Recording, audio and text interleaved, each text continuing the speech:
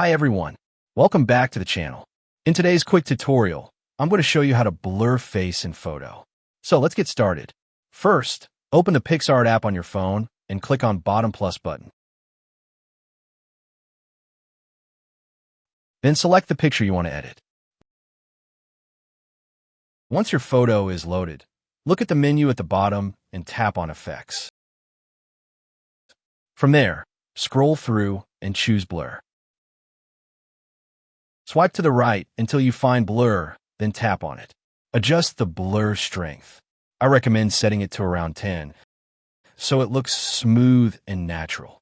Now, to make sure only the face is blurred, go to the top of your screen and tap on the eraser icon.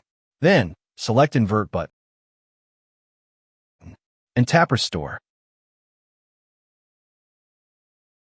This allows you to choose the exact area you want blurred.